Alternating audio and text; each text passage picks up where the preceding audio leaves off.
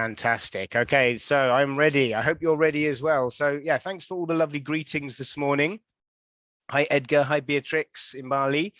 Let's begin. So this is actually our last webinar of the current series. And over the last few months, we've been talking about future readiness. And we've been looking at how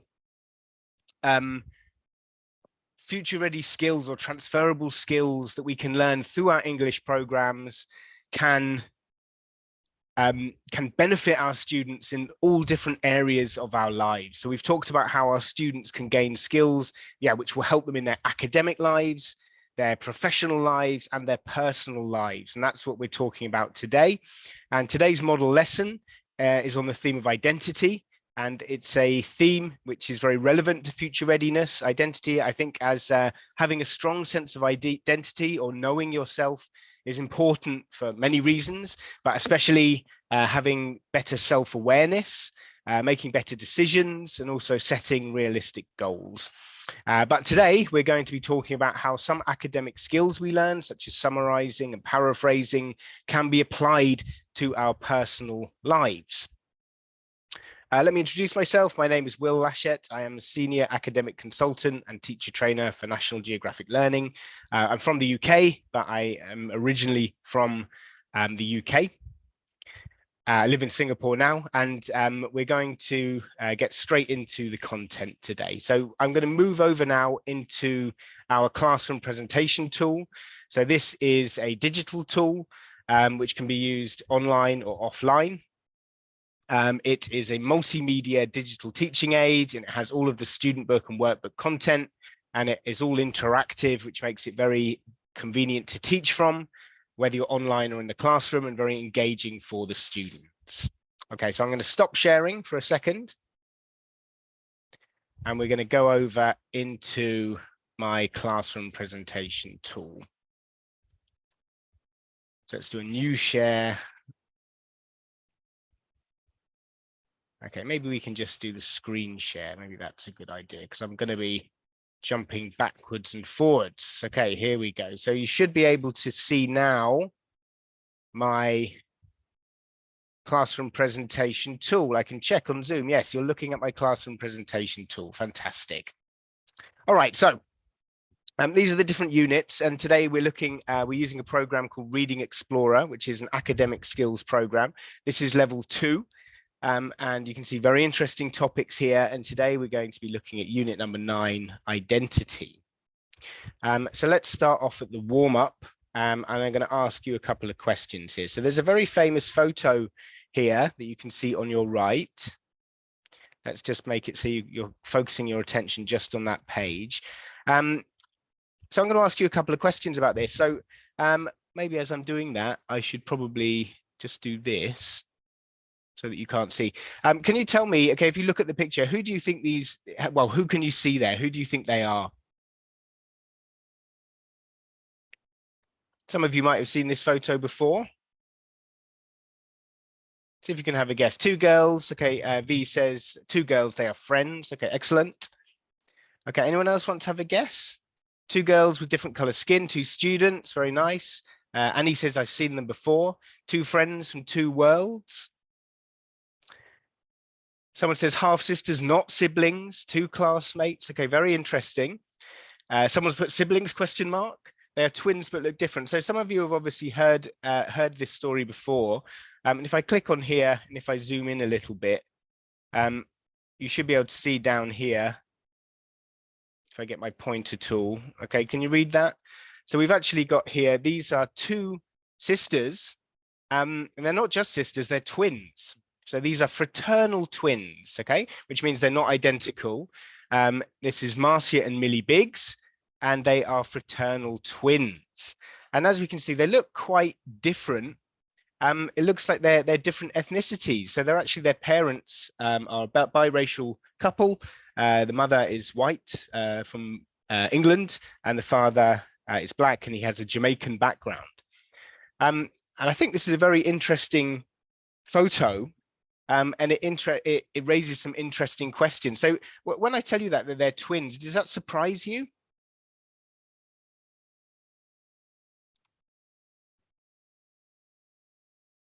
Okay, I mean, it says yes. Okay, maybe, yes, no. Okay, yes. I think, it's very interesting. And this is actually, I can show you here if I go over to if I go over to my web page here, we can actually see that this was a front page on the front page of a National Geographic magazine article. It was a special issue based on race. And this was actually released for the 50th anniversary of Martin Luther King's death.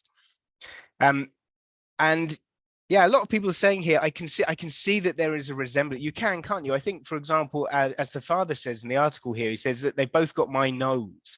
And we can see that there are definitely similarities, but there are obviously some clear differences. And I think it raises, as the headline here says, the title says, these twin sisters make us rethink everything we know about race. And I think this is a very interesting question, obviously related to identity. Okay, let's go back into the classroom presentation tool. We're going to zoom in. So there are a couple of interesting questions here. One of them is, in what ways do you look similar to your parents? I'm more interested in this number 2. It says, how are you different now from when you were younger? So I'd like to focus on this question number 2. So maybe you can type into the chat box for me. Yeah, so think about yourself maybe when you were a teenager, and I want you to think, how are you different now, okay, to how you were when you were a teenager? Let's see if we can get a few ideas in the chat box now. He says I look chubby enough. Me too, certainly, for the last couple of years. Oh, Jennifer says I'm prettier. Okay, that's great. Okay, well done. Adam says physically and spiritually. Okay, but how? Elsie says my personality has changed. That's interesting. Linda says my thinking is different. Beatrix says I'm definitely not younger. No, you're not. You're older, as we all are. Hugh says I used to be fitter than I am now. Someone's name I can't read says I'm more humble. I'm humbler. Julie says I'm less active now, Julie, or when you were younger? Less active now? You're very active. More confident. I've got more wrinkles. Okay, yeah, Daisy. Oh, interesting, Daisy. Nothing changes except for my age and my wrinkles. And you're right. There are definitely things which stay the same, aren't there? No matter how old we get, there are things about our personality that definitely stay the same. Elsie says maturity hit in. Okay, great. Okay, there's lots of interesting things here, and this is a relevant question. We're going to move on, okay, to the next page, and we're also going to be looking at an interesting reading today. Let's get both pages up. The first thing we're doing is this reading, and it's actually talking about the teenage brain. So we're going to be thinking a lot about teenagers and how they're different to adults, and that's why I just asked you that question right now. So let's go over here into my whiteboard, and I want you to think about this question for me.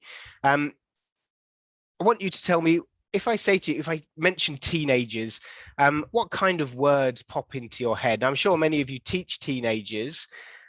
I mean, it says self-conscious. Okay, young, energetic, impatient, crazy. Someone's put there. Okay, tantrum. Okay, tantrum. Okay, so what could we say for tantrum? We could say maybe what would be an adjective we could use for someone who has tantrums? Maybe we could say moody. Okay, capricious. Okay, very nice. Hot-headed, emotional. Okay, good, emotional. Right, so we've got some good words coming out here. This is great. Overconfident. Overconfident. Interesting. Tetchy. Neglectful. Okay, right. So we've got a lot of interesting words coming up, and a lot of these words are kind of slightly negative, right? Which is interesting to me. Let's try another one. Let's talk a little bit about the behavior. So another question here. I want you to complete this sentence with an adverb. Okay, so teenagers often behave. Let's see if we can put a few adverbs down here. Irrationally, impulsively, recklessly. Okay, this is very interesting. Carelessly. These are all very negative, all very negative adverbs we're putting in here. Does anyone have a positive one we could put in here? Teenagers often behave terribly, energetically, confidently. Okay, right, great. Energetically. Okay, right. My spelling was terrible. Spontaneously. Okay, good. All right, thank you for, because teenagers, they're not all bad, right? Okay, there are lots of good things about teenagers as well. Boldly, passionately. Okay, excellent. Right. Okay, I think that's enough. Okay, I can't. My typing's really bad. Passionately. Okay, there we go. So we've got a lot there. Now let's have a look at another question. Why do you think? So we've got all these different things, and we're basically saying, that teenagers behave differently to us as adults. So last question for you. Any why do you think they behave like this? Why do they behave differently to adults? Let's see if you can give me a couple of ideas for that. So if we're saying they're creative, curious, okay, because of influence of peers, right? Okay, peer influence. Okay, immature. Hormones. Okay, immature hormones. Great, some really good answers there. Okay, they don't understand the consequences, right? Okay, because parents are very tolerant. Okay, they can't control their physical movements. They've got so much energy, right? Okay, some really interesting things. And Yumi's got something interesting. Yumi says their brain is in development. Okay, and that is what we're going to be looking at today. So well done, Yumi. That's very interesting. You obviously know a lot about teenagers. So we're going to go over here. We're going to read about and listen to teenagers. But before we do that, I want to approach this reading in a particular way. So my aim really here today is for us to be able to learn something from the reading, and I hope that you'll be able to reproduce it and share it verbally after the webinar. I hope it's something that interests you enough that you'll want to share with other people. And that might be in English or it might be in your own language, and that's fine as well. But I want you to really get to grips with the concepts here. So what we're going to do, first of all, we're going to move over here into the summary. And I'm going to zoom in a little bit into the summary here. We can have a look. We can go into do the activity. So by looking at the summary first, this is a good way to really kind of focus our attention on the key concepts. And instead of, obviously, instead of doing it this way, where we're going to read first and then try and remember them, we're going to actually predict what these key points are. Now, some of these we'll be able to predict and some of them we won't, but we can have a go, right? So let's have a look. Number one, it says here, scientists are now better able to study the physical development of the brain. So scientists can study the brain thanks to improvements in something technology. Okay, so let's have a look. Amir says cutting edge, modern. Excellent, modern. Okay, contemporary. Let's put in, so these are all kind of similar, cutting edge, modern. I'm going to put in the word modern there. I should have pointed out here, we can use between 1 and 3 words here. So it's kind of like an IELTS task. Nano, okay, AI, great, some really good answers. Neurological, perfect. Okay, great. So I'm just going to take one because a few of you put that. MRI, that's great. Okay, let's have a look at the second one. You can remember your answers and tell me if you got it right. Okay, number 2, by the age of something, a child's brain is almost at its full size. Okay, so the brain stops growing quite early, much earlier than the rest of the body. So you can have a guess here. What do you think? What kind of age? Amir says 6. Ali says 18. Someone else says 6, 16, 14, in 20s, 10, 12, a lot of different guesses. The first answer I got there was 6. So I'm going to put that in. A couple of you put 6. By the age of 6, a child's brain is almost at its full size. Almost, not quite. Number 3, teenagers' brains go through an upgrade. So we were talking earlier about how teenagers' behavior is different, and that their brain changes significantly at this age, similar to that of a what? Similar to that as an adult. Someone put CPU. So I think it's saying here, if we analyze this sentence, it's talking about the upgrade is similar to something. So what else can we upgrade? Right, someone's put in here computer. Okay, should we put, someone put CPU, let's put computer in. Okay, so this is saying that at some stage in the teenager's life, when they're a teenager, suddenly the brain, okay, goes through a big change, an upgrade. Okay, number 4, scientists now know that our brains continue to change until the age of. So we said that the size is almost at its full size at 6. But what about other things? Not the size. What about what else is happening inside the brain? What age do you think that those developments stop? Someone put 35, someone put 21. Linda says 60, 40, 25.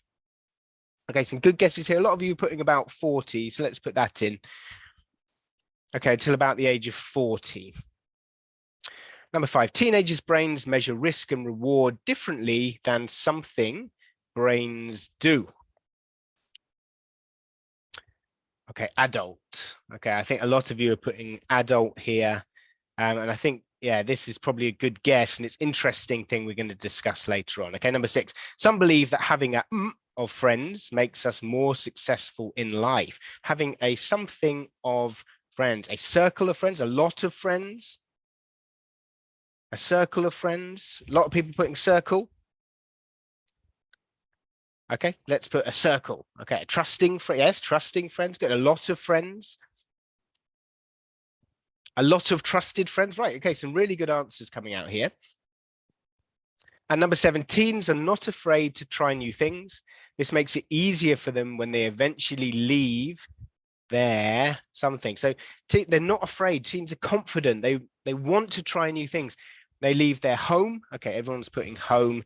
Let's put that in. Okay, so as I said, this is a summary. It's a summarizing task. What I've decided to do today, because I want to focus on the concepts, I want you to think about them. So rather than just reading the text first, we're discussing it. You know, usually students do this in groups, and they're coming up with their own ideas, because to generate their idea, they have to understand the sentence first, and it's forcing them to engage with the content. Okay.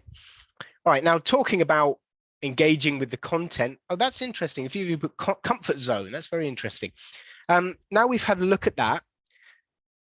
I want you to put into the chat box for me. Okay, tell me what is this article about? What is this article about? You can maybe summarize this in one sentence. So we've had a look at the key points here. Macros Ali says about brain development. It's about adolescent development. We could put those together, right? Adolescent brain development, development of human beings. Okay, some good answers come out. Teenage behavior. Perfect. Again, so we could share this. We could write all these ideas on the board. It's about how teens behave and why they do that. That's a very nice summary. Understanding teen behavior. Right. So you're all absolutely on the right track. Okay. So would you like to have a look at the reading and check to see if our answers are correct? Because that's what we're going to do. So let's go back here. Okay. We're going to go into here and we're going to actually have a go at this, have a go at some of the questions, okay, and have a go at, okay, and listen. So we're going to listen and read at the same time, right? So what I'm going to do is I'm going to put the script up. I'm going to make that nice and big. I hope you can see that. Hope you can hear it, okay, and we're going to read and listen at the same time.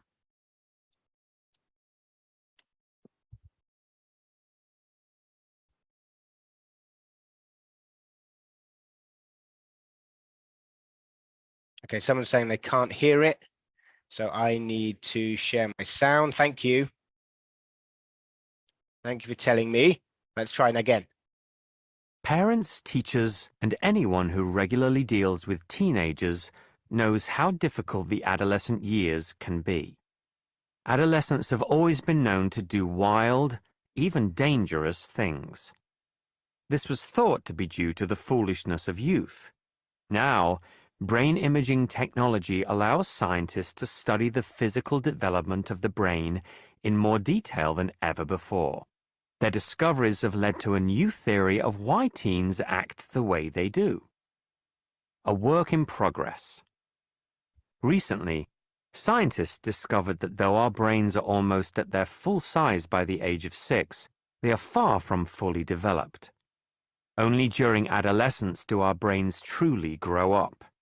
During this time, they go through great changes, like a computer system being upgraded. This upgrade was once thought to be finished by about age 12.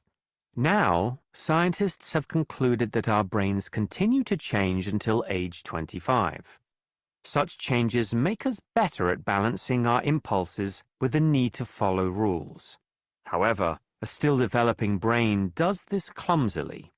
The result, scientists claim, is the unpredictable behavior seen in teenagers. Okay, fantastic. So let's go back to our whiteboard here, and we're going to just check a few of these answers. Okay, so the first one, I think we said modern technology. Did anyone actually catch what the answer was there for this one, number one? Brain imaging, right? And actually, I remember someone said MRI, right? So you were, whoever said MRI, you were pretty close to that. Okay, brain imaging, so where we can actually look inside the brain. Okay, how about number two? By the age of something, a child's brain is almost at its full size. And I was really impressed because quite a lot of you got that. So you obviously knew this already. By the age of 6, a child's brain is almost at its full size, which seems amazing to me because a 6-year-old still got a tiny little head, but it must have a huge brain in there. Number 3, teenagers' brains go through an upgrade similar to that of, and we said computer, and it was computer system. Okay, so we were very, very close to that one. So it's a good way to think of it. It's getting an actual upgrade. Number 4, scientists know that our brains continue to change until the age of, and it was 25. Now we had a lot of different answers there, and I'm sure some of you did say 25, and that is the correct answer. So yeah, older than we thought. Scientists used to think it was 12. Okay, but now we know that our brains are still changing significantly until our mid-20s, which helps us understand teenage behavior. Okay, so those are all the ones we can answer so far. Let's go back into our CPT, and we're going to listen to the second half of this article. Pleasure seekers. The studies confirm that teens are more likely to take risks and behave in extreme ways. Fortunately, the news isn't all negative. As brain scientist B.J. Casey points out, the teen brain inspires such behavior in order to help teenagers prepare for adult life. One way the brain does this is by changing the way teens measure risk and reward. Researchers found that when teens think about rewards, their brains release more of the chemicals that create pleasure than an adult brain would. Researchers believe this makes the rewards seem more important than the risks and makes teens feel the excitement of new experiences more keenly than adults do. Research into the structure of the teen brain also found that it makes social connections seem especially rewarding. As such, teens have an intense need to meet new people. Scientists suggest this is because as teens, we begin to realize that our peers may one day control the world we live in. Because it is still developing, a teen brain can change to deal with new situations. It therefore connects social rewards with even more pleasure. In this way, the brain encourages teens to have a wide circle of friends, which is believed to make us more successful in life. Unfortunately, this hunt for greater rewards can sometimes lead teens to make bad decisions. However, it also means that teens are more likely and less afraid to try new things or to be independent. The scientists' findings suggest that in the long run, the impulses of the teen brain are what help teens leave their parents' care and live their own lives successfully. Okay, fantastic. And we're just going to go back into the whiteboard again and see if we can finish these few questions here. So this one, teenagers' brains measure risk and reward differently than, and I think we got this one right, didn't we? Can anyone type the answer in for me there? yeah, differently to adult brains. And I think this is an interesting point for me, this one. Number 6, some believe that having I think we said circle, and we were almost right. Yeah, a wide circle. Okay, so having lots of different types of friends, and this makes us more successful in life. Number 7, teens are not afraid to try new things. This makes it easier for them when they eventually leave their, yeah, we said home, and we were very close. Okay, their parents' care. Exactly, when they leave their parents' care. Right, great. So let's have a little think about this. Okay, have a little think about this article. Okay, I'm going to zoom out a bit so you can see all of those main points there. Is there any comments, first of all, on that article? Was there anything new? Did you learn anything new there? Is there anything interesting that you learned there? There's several things that I found out in this article, which I think are very interesting. So I'd just like to hear your opinion. Anything new or anything that stood out to you?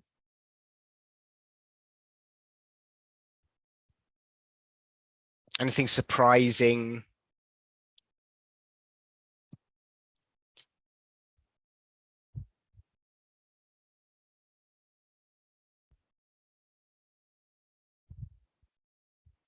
Linda says, when was the study conducted? I don't know, actually, Linda. It's a good question. It might be in the teacher's notes. I'm not sure. Elsie says number 5. Number 5. What was number 5? Okay, teenagers' brain. Yeah, measure risk and reward differently than adults' brain too. Yeah, that's the thing that really interested me. Anne says I'm almost 30. It means my brain will not change anymore.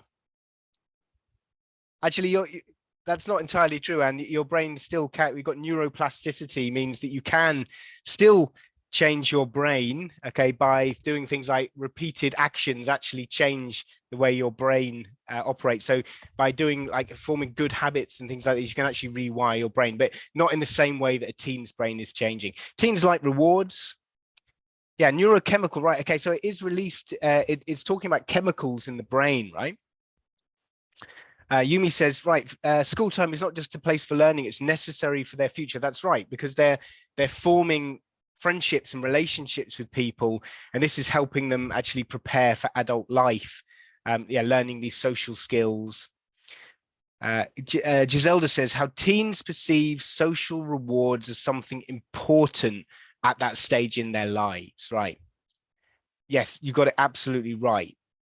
It's good to know that a wide circle of friends makes them successful. Yeah, I want to go back here. If we look at some of these words that we put earlier, like things like emotional, crazy, impatient, overconfident. If we all look at this behavior, irrational, impulsive, reckless, careless. Okay, if we look at these words, then we think about what the article told us. This one here, it says that teenagers' brains measure risk and reward differently. And how was it different? Well, it's telling us that for teenagers, when they think about the reward, when they think about gaining something that they can get, it's a much more powerful sensation for them because they have more chemicals released in their brains that make them feel good. So it means that the urge to do something is much stronger. So they're less worried about the consequences. Someone mentioned this earlier. They don't think about the consequences.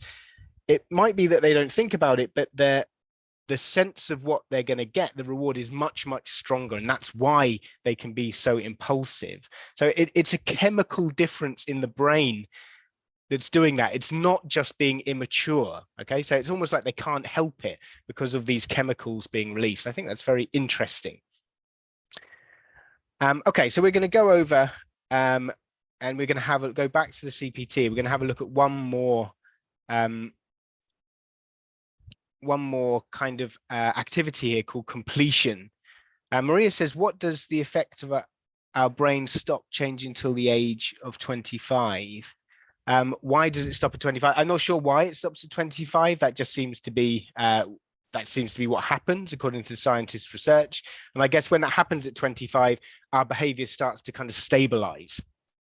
Okay, let's have a look at this up here. I want to try this activity, this completion activity. Okay, and again, this is related to what we just did, and we're going to go through and we're going to try and complete this together. Okay, so this is some research done by a psychologist called Lawrence Steinberg, and he has found that the biggest something. So we've got to choose the correct word, and the answer is 14 to 17-year-olds. What do we think? Are we going to talk about a reward taker or a risk take? Yeah, it's going to be a risk take. So these are all words that we found in the reading just now. So the biggest risk takers in life are between the age of 14 and 17. Okay, and this is not because they don't, certain activities are dangerous, not because they don't realize or not because they don't go through. Okay, so they know it's not because they don't realize it's dangerous. They know it's dangerous, but they do it because they value the, what do we think, reward or upgrade? They value the rewards more than the risk. So we can see that this activity here, using the vocabulary, is consolidating the knowledge that we got from the reading just now. So they value the rewards more than the risks.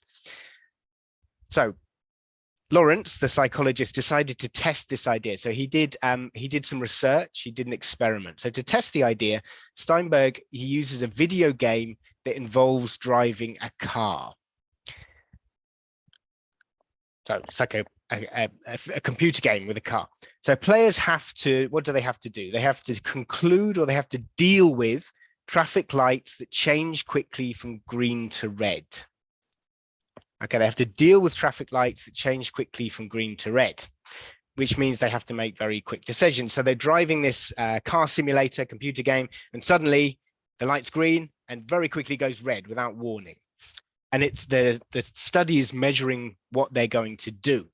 Now, this is very interesting. The study showed that when a friend was watching, so when they've got their peer there with them, teens took twice as many risks as when they played alone. So if they were by themselves, they didn't take many risks. But when they had a friend watching them, they're going to take a lot of risks. Okay, I think that's very interesting. And from this, Steinberg, he went through, or he concluded, okay, that social rewards can lead teens to take more risks. Okay, so think about, if you teach teens, okay, think about your students, think about their behavior. And if I think about some of my teen students, often in class, especially a lot of the boys I taught, they were very noisy, okay, very outgoing, very, quite naughty, right? They often did things that they knew they shouldn't be doing. But when I took them outside, when I spoke to them separately, their behavior was completely different. I'm sure some of you have gone through this experience before. So why is that the case? Why is their behavior different on their own compared to when they're in the classroom? Can anyone type into the chat box for me? Right. Okay. So peer pressure is kind of related to it, right? To be accepted by peers. Yeah. So the reward means a social reward. It means being recognized by their peers, right? So really, I mean, what it really is, it's showing off, right? Okay. So when they do something in the class, they're perceiving that as they're getting something back, which is maybe the other students are impressed, right? Maybe they think, you know, that person, he's got courage. Okay, maybe you think that person's funny. Social recognition, right? So they're getting social recognition or social currency. Okay, so their peers are going to think about them in a certain way. And when I was reading this yesterday, I was just thinking that it's very, very true. And if I think about my students, or if I think about my behavior when I was at school, when I was a teenager, I can recognize a lot of this behavior in myself. And I wonder if you can. So think about your students or think about yourself. And does this, you know, how do you feel about it? What do you think about it? Do you recognize that behavior in yourself? Do you recognize it in your students? So for me, I certainly do. I certainly remember doing things saying things that I wouldn't have normally said because there were other people there, because I wanted them to hear, okay, what I said, because I thought they would think about me in a certain way.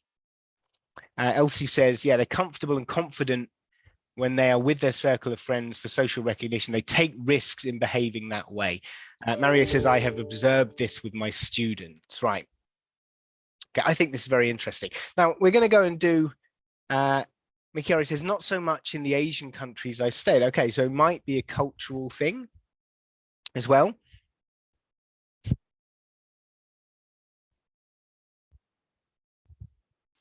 Okay, let's have a look. So what we're going to do here, we're going to do an activity. Okay, let's try and move this down a bit. Can I do that? Okay, all my formatting has gone out the window here. Okay, so if I can move this down, put that down there. Okay. Right, so we're going to do an activity here, which is you could do, you can do it now, okay, for yourself, but you could also do this with your students. If you're teaching teenagers, you could do this activity. You could do me now and me when I was 6 or something like that. So you could change the dates. But the idea of this activity is to get students to think about how their behavior changes over time and maybe why it's changed, maybe the benefits of that. So here we've got a Venn diagram, and I've got some words that I've put around here, okay? So if we take a word like this, let's take the word reckless, for example. I want you to tell me, this word reckless, do you associate this more with yourself now, or when you were a teenager, or both, or maybe none? Okay, so maybe you can type into the chat box for me. Okay, so someone's put, okay, teenager there. So we're going to put that in here. So we can put maybe reckless behavior, okay, maybe goes under as a teenager. And maybe if we're doing this in class, we'd think about, you could talk about, can you give an example of when you did something reckless when you were a teenager or when you were younger? Okay, let's look at another word here. How about this one here, creative? Where do you think we should put this one, creative? Do you think you would put that, for you, would you put it under now, as a teenager, or under both? Okay, good. Lots of you saying both, okay? Okay, next question is for you. If you've put it under both, do you think your creativity is the same, or do you think it's changed slightly since you were a teenager? Are you creative in the same way or a different way? Okay, it changes. Can anyone give me an example? Why is your creativity different now? Maybe you can give me an example of in what way you're creative. Okay, Ariane says, I'm more focused now, I'm more mature. Thinking is more complex. Okay, great. So rather than just putting them in here, we want to kind of talk about it. Okay, so let me see, if I think about when I was a teenager, I used to do, when I was at home in my room on my own, I used to write. I used to write song lyrics and poems when I was a teenager. I didn't show anyone, but I used to write them because I felt that was a way I could express my feelings. So as a teenager, I was creative, I would say artistically, right? That I wanted to be. I used to write songs and things like that. Okay, now I don't do that anymore. Okay, but now, for example, when I'm teaching, when I'm training, I try to come up with a lot of creative ideas, so sort of practical activities. Yeah, practically creative, as Anne said there.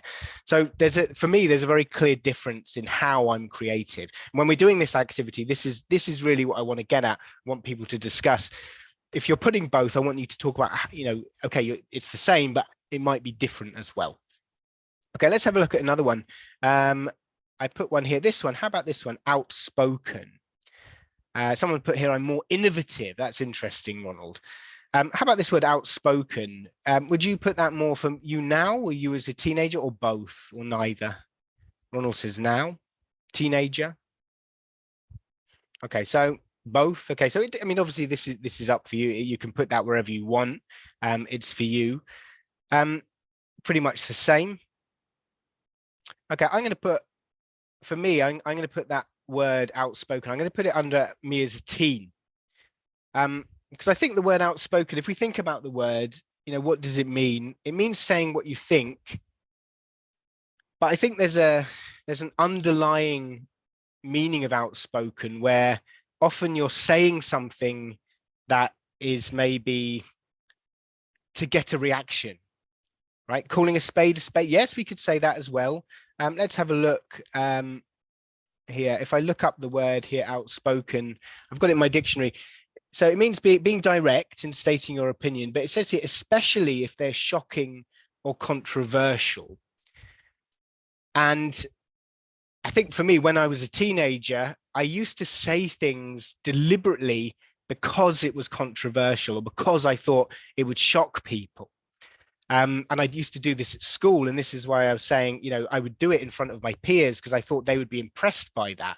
Adam says, I have a question. How are these adjectives generated? Yeah, so Adam, you could get your students to brainstorm some of those adjectives, and you could add some yourself, okay, as the teacher. So I would start them off. I'd put a few there, and I'd get my students to generate a few themselves, okay? So this word outspoken, and actually this is leading into the next activity. So I've looked up this in the dictionary, and now I've got a whole load of other words here. And this is great for delving into vocabulary. So this word outspoken, I said I'm going to put it here, okay? But there are similar words which I think I can use for myself now. So I'm going to use this word here, direct, okay? So I think now, or maybe I could use this word, open, right? So I'm going to use that one. I like that word. I'm going to put over here, I'm going to put the word open here. So I think now I'm more open with people when I was. As a teenager, I was outspoken. I was opinionated, right? I used to say things, even things I didn't really believe, because I just wanted to get a reaction from people. But I wasn't necessarily saying the truth. Now, I think I'm much more open than I was when I was a teenager. You're more likely to get an honest, open answer from me. Let's have a look at, yeah, opinionated would be good as well. So I think, I'm going to put that one in the middle. Thank you. So this word is related to outspoken, it's related to open, okay, but they have a different meaning. If we go in here, any other words you can see there that you might want to use about yourself? We've got lots of different words here, and we've also got the opposites, right, which we could use as well.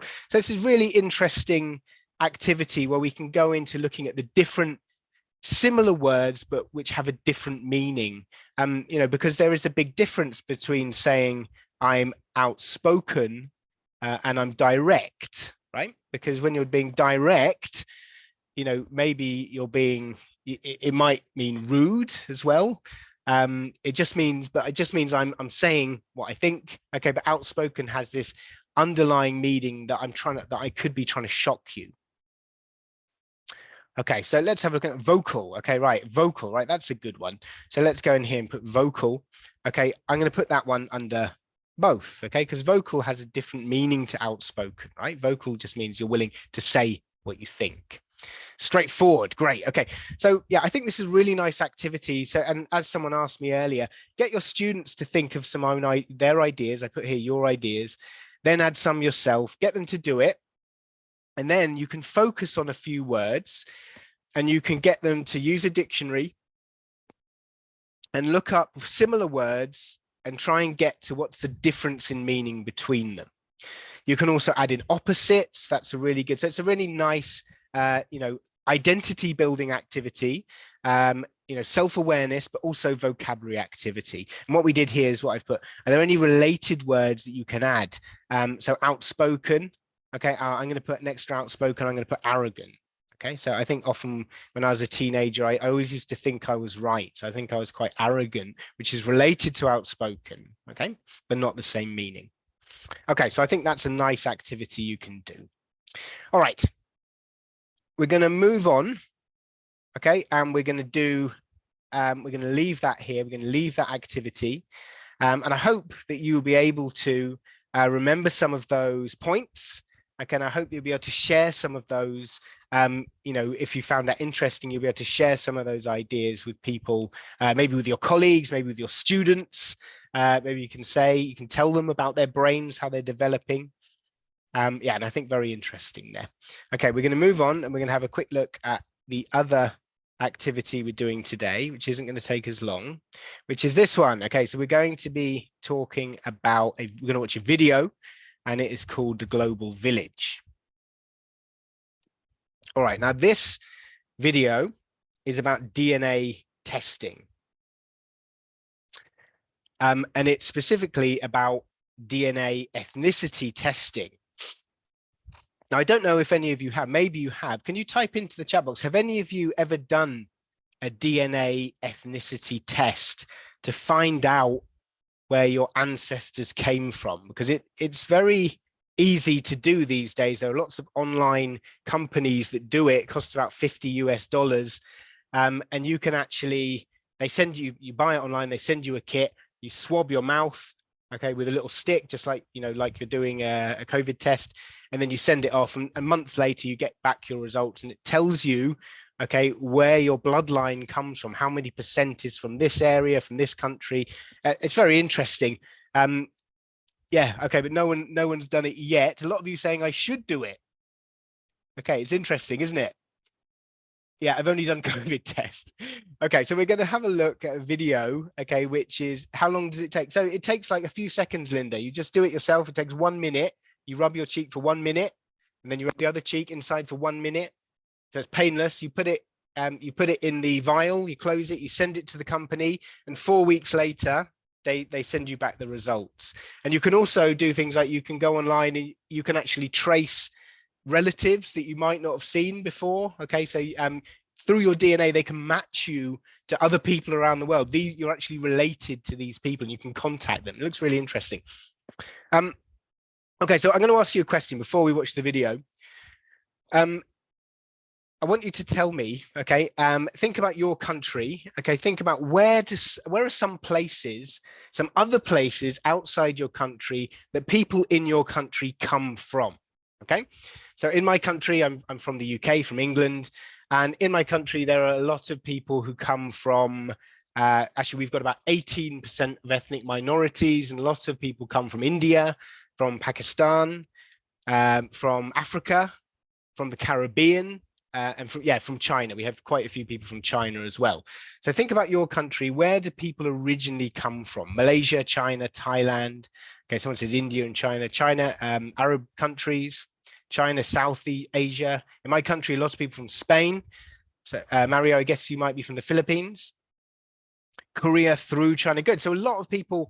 So you must be from Japan, I think, if you're saying China through Korea.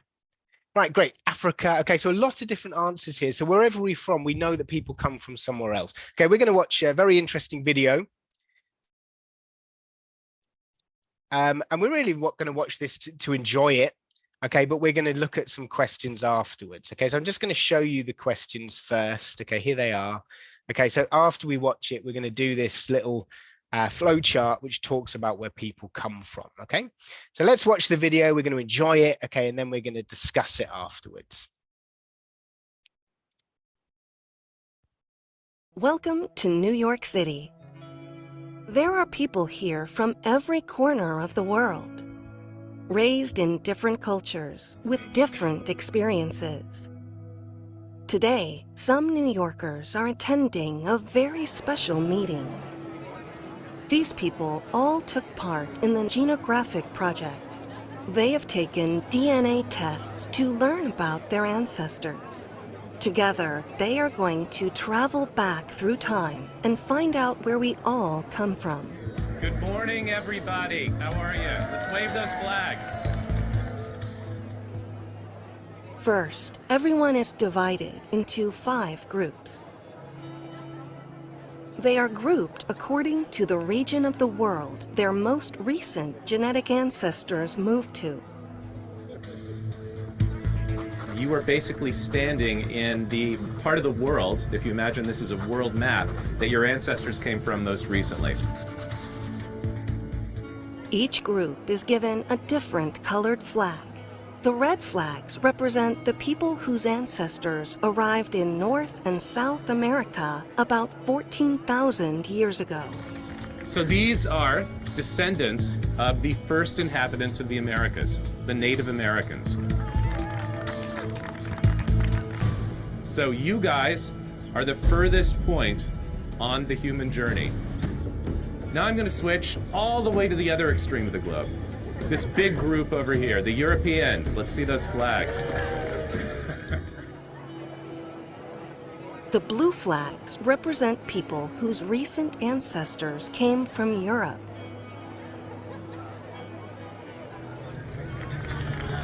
Your ancestors were pretty amazing people too. They began living in Europe about 35,000 years ago. But the genetic tests show that before they came to Europe and the Americas, the ancestors of both groups lived in one region, Central Asia.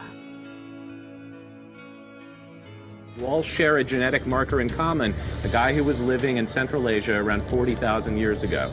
So at that point, there were no Europeans, there were no Native Americans, there were Central Asians. And now the pink flags represent people from East and South Asia. Their ancestors arrived in Asia about 45,000 years ago.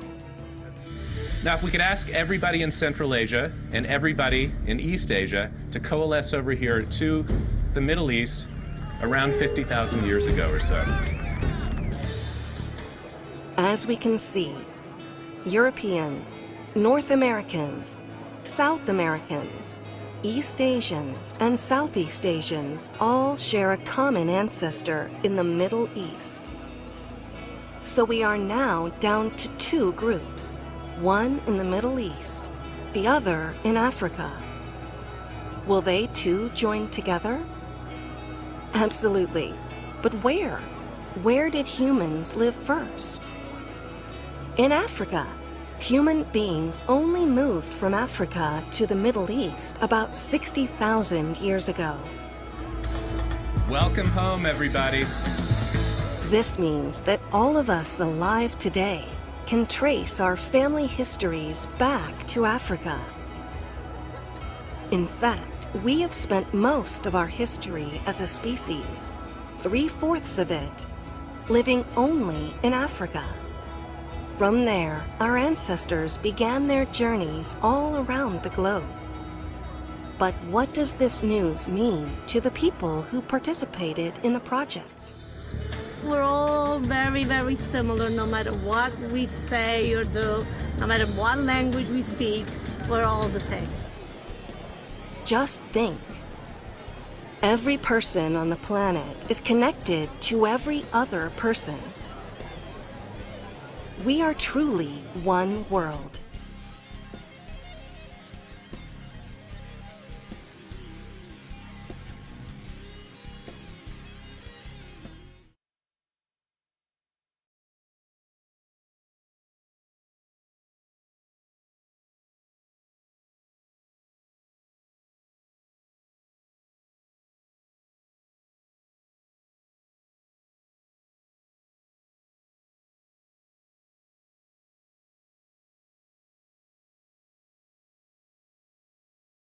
Okay, yeah, sorry, thank you. I muted myself.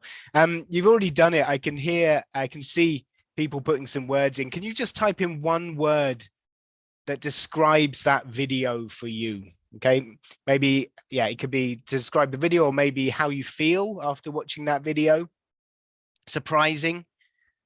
Linda put speechless and amazing. Great information. Encouraging. Awesome. Amazed. Yeah, I'll be honest, it actually makes me cry a little bit when I watch that.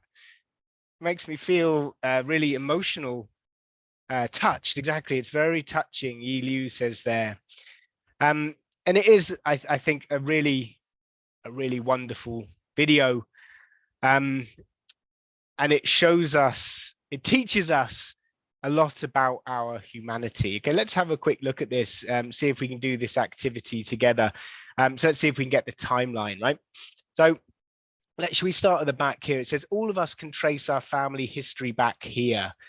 So if we go all the way back through time, all of everybody, every single person in the world can trace a relative. If you take your family tree, every single people in the world can trace our roots back to Africa. That's right.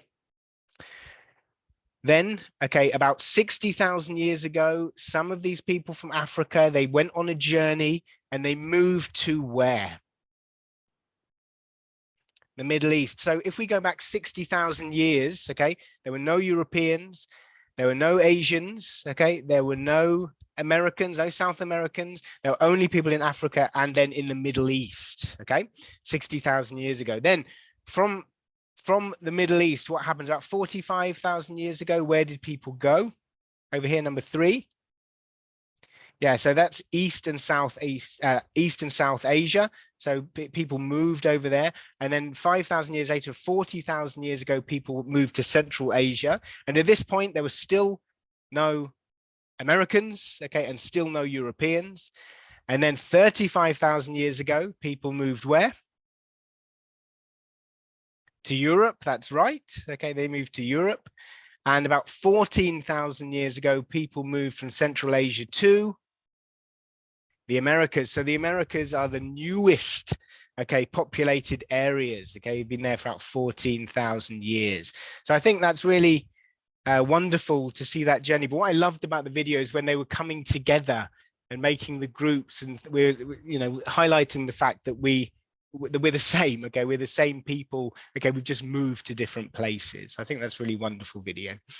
Okay, right. So I want you to, we're gonna wrap things up. Okay, before we do, I want you to type into the chat box for me. Can you type in one thing into the chat box? Something that you've learned today, something that you would like to share with somebody when you're out later, when you're talking to people, just one thing that you thought was interesting that you're going to share with someone. So it could be about the teenagers and their brains. It could be about the DNA testing we just did. One thing. Jennifer says the importance of cultural diversity. V says humans brain development. Celebrate diversity, promote unity, says Beatrix. Fantastic. Okay, right. We're going to go and do a new share. Okay, and we're just going to wrap things up. Okay. Tell you what, we don't need to do a new share. We'll just do it like this. Okay, so I want to just tell you one more time. So today, all that content we looked at today is from our academic series called Reading Explorer, which is level 2. Okay, that was the content we were looking at today for B1 level students. And this is, as you can see, a 6-level program, which is aimed at developing academic reading skills. In my opinion, as you've seen today, I mean, the most interesting content you're going to get in an academic academic skills program, but also really focusing on skills like critical thinking and helping students to gain these life skills that they need. If you would like to know more, okay, about the program or anything else, you can send me an email, okay, and I can pass on information to you. Just to remind you that you are going to get a certificate of participation. We will send you a follow-up email tomorrow, okay, with the links to the certificate and to the recording. Thank you, Abdul. You said everything was amazing. Okay, I'm really happy to hear that you enjoyed it. That you enjoyed the content. And yeah, Maria says that we've learned something, right? Thanks for the information. We've learned something. So if you want to know more about the reading program, send me an email, okay, and I'll be able to give you some more information about it. If you do, I mean, an easier way to get information, I can show you now. If you go to here we go. Let me drop this link in the box for you. Here we go. I'm going to drop it in. Let me do it again because it might get lost. Okay, so if you click on that link, which I'm trying to put in, if you click on this link, this will take you to this page and you will be able to find here. If you click on Reading Explorer, you'll be able to find out more information. I'll show you if I click on there. And that will take you to the product page. If you go to here, take a tour. You can, so if you click on this button here, take a tour, you can go to the brochure and you'll be able to actually access a whole unit of the content in there. You can download complete units here, samples from every level. You can download those, they're PDFs. So you could actually print them off and you could try in your lesson. You can try some of the content there. Elsie says these days it's a bit hard to understand teens' behavior, but this is quite helpful. Yeah, it is, isn't it? So I was thinking when I was preparing this yesterday, some really interesting stuff that we can learn in this program. Okay, if you are interested in some more webinars, so this is, as I said, the last one in our current Asian series. I'm just going to put another link in the box here. This is our global webinar page, and we do have another webinar coming up on the 15th of June, which is about teaching ESL students online. Digital literacy. So if you're interested in attending another webinar, please click on the link there and you can sign up. I'm getting some really lovely comments. I'm glad, I'm really glad that you've enjoyed it. Yeah, and as I said, go take a look. Yeah, come and make sure you bookmark this webinar page so you find out what's coming up. And look, follow us on our Facebook page. Okay, here we are on the Facebook page here. So if you follow us, maybe if I go back into here. Yeah, if you follow us at ELT NGL Asia on Facebook, you will also find out about all of our events which are coming up, including our Asia webinars as well. So please follow us on Facebook, become a fan, and then we can keep in touch. And we'd love to see you at one of our future events. Abdul's already registered. That's fantastic. Okay, so I think that's pretty much all from me today. So yeah, thank you very much for attending. And if you've been here before, thank you for attending our previous sessions. LC, I host lots of webinars. We're here all the time. We do loads. So yeah, keep an eye on our Facebook page and you will find out when our next one is coming up. Okay. Also, if you go to you can find all of our past webinars. You can actually watch them. Maybe I'll drop that. That's the last link I'll drop in. If I go here. Okay, here, this is our Asia webinar page. Let me drop that into the chat box for you. Sorry, I need to copy it first. Go into the chat box here. So this is our Asia webinar page. And if you go to this page, actually, you can see there's just one more here. But if you go to past webinars, you click on that button, you'll be able to access all of our previous webinars here. Maybe I just dropped that into the chat box. So there are lots and lots of different webinars that we've done before, covering all types of different topics for all different types of learners. So if you're teaching teens or young learners or adults or very young learners, you can find and you can choose, okay, which type of lesson you'd like to watch. So please have a look there. Yeah, and there's plenty of resources for you to use there. All right. Okay, so thanks very much for attending. I'm gonna end the webinar there. Hope to see you again at a webinar soon. Keep an eye out for when we will be back. I think we'll be back in the fall. Okay, so take care, everyone. Have a lovely day.